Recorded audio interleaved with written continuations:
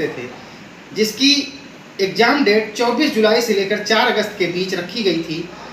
जो 24 जुलाई से 4 अगस्त के बीच ये परीक्षा कंडक्ट की जानी थी। इसी बीच अभ्यर्थियों को परीक्षा केंद्रों पर जाकर एसएससी के द्वारा जो परीक्षा आयोजित की गई थी, इसे देना था। इसके एसएससी फेज़ 13 के प्रथम फेज़ में 24 जुलाई को जब परीक्षा इसकी प्रारंभ हुई, उसी बीच कुछ परीक्षा केंद्रों पर टेक्निकल कारण बताकर परीक्षा रद्द की गई। धीरे धीरे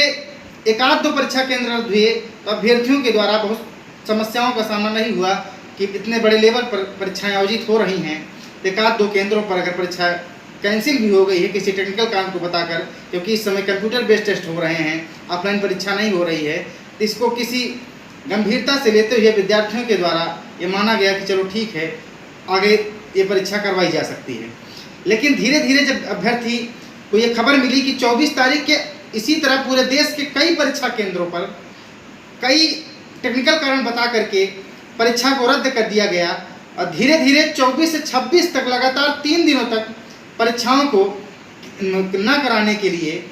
एग्ज़ाम सेंटर के द्वारा बता दिया गया। ये जो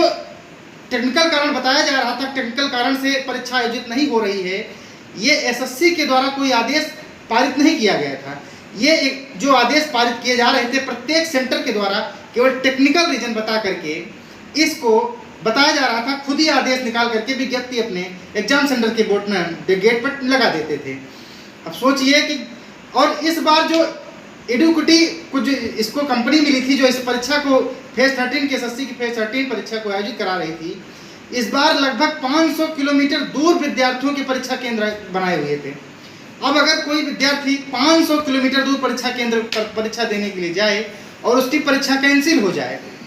तो बताइए उस विद्यार्थी जो इतनी मेहनत से पढ़ा हुआ है उसके दिल पर क्या गुजरेगी। सभी विद्यार्थी की आर्थिक स्थिति एक जैसी नहीं होती है। कई विद्यार्थी के माता पिता अपने पेट को काट करके गरीबी मजदूरी करते हुए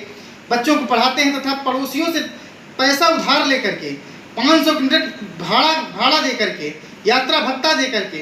ट्रेन का तथा सवारी का किराया दे करके भेजते हैं कि हमारा बच्चा इस बार परीक्षा दे करके सफल हो जाएगा और हमारे भी बुरे दिन कट जाएंगे और जो है गरीबी हमारी धीरे धीरे समाप्त हो जाएगी। अगर इस तरह की अनियमितता एसएससी के द्वारा लगातार परीक्षा में की जाती रही, तो फिर इससे भविष्य के बच्चों के भविष्य के साथ लगातार खिलवाड़ होता रहा और बच्चे इसमें गरीब बच्चे को सबसे ज़्यादा समस्या होती है। और अगर इस स्थिति में अगर गरीब बच्चा जो पैसे पड़ोसियों से उधार लेकर परीक्षा देने गया है, उसके ऊपर क्या बीतती है, फिर वो ना तो घर आ पाता है ना कहीं, फिर उसको इसके साथ बड़ी दिक्कत होती है कि हमारे माता पिता के द्वारा कर्ज लेकर के हमें किसी तरह यहाँ पहुँचाया गया और इस स्थिति में